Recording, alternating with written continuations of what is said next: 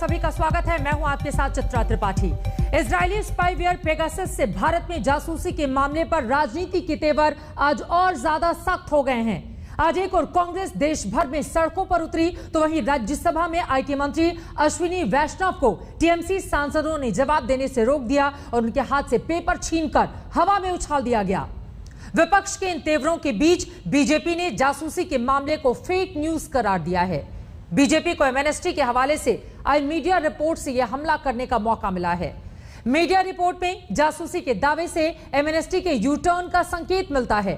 हालांकि एमनेस्टी की सफाई भी आ गई है, जिसमें उनकी ओर से कहा गया है कि लिस्ट संभावित टारगेट्स की ही है, लेकिन वो पेगासस प्रोजेक्ट के साथ मजबूती से खड़ी है। सवाल यह है कि इस पूरे जासूसी मामले की सच्चाई आखिर क्या है।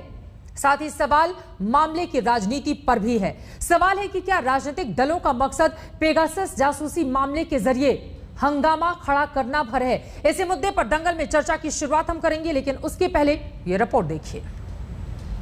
यह असंसदीय परंपरा कृपया हम लोग न सुने।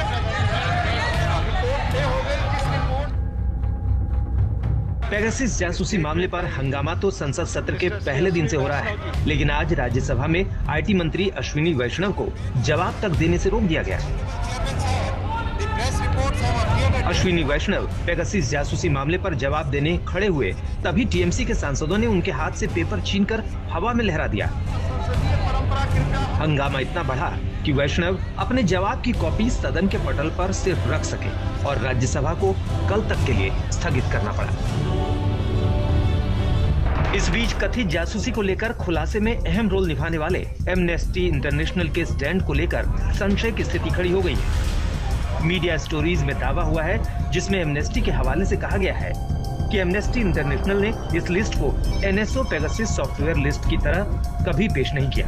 कुछ वर्ल्ड मीडिया ने ऐसा किया होगा। लिस्ट से इशारा मिलता है कि ये कंपनी के क्लाइंट्स के मतलब की है। हालांकि बाद में एमनेस्टी इंटरनेशनल की ओर से सफाई भी आई, जिसमें कहा गया है कि एमनेस्टी इंटरनेशनल पेगासस प्रोजेक्ट के खुलासे के साथ मजबूती से खड़ा है और ये डेटा बिना संदेह पेगासस स्पाईवेयर के संभावित टारगेट से संबंधित है। लेकिन बीजेपी अब पूरे मामले पर आक्रामक है और पूरी लिस्ट को फर्जी बता रही है। आपको समझना होगा कि एमनेस्टी ने इस लिस्ट को इनकार किया है कि इस लिस्ट से उनका कुछ लेना देना नहीं है और ये लिस्ट कोई असली लिस्ट नहीं है, और उन्होंने बिल्कुल इससे अपना पल्ला झाड़ लिया है।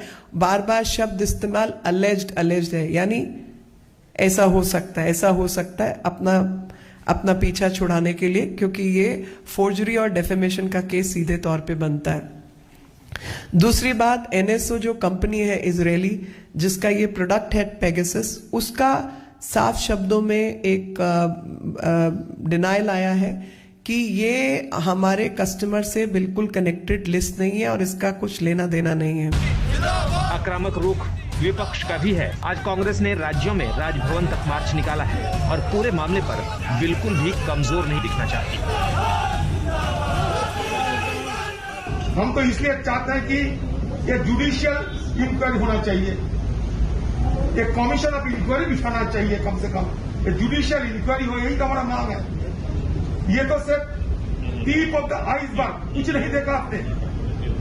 जब दिने एक के बाद एक घटना हमारे सामने उभर कर आते हैं, ये जासूसी की जो कार्रवाई किए जाते हैं, ये जासूसी तंत्र जो बनाया गया है, ये आम लोगों के सामने उजागर होते जा रहे हैं।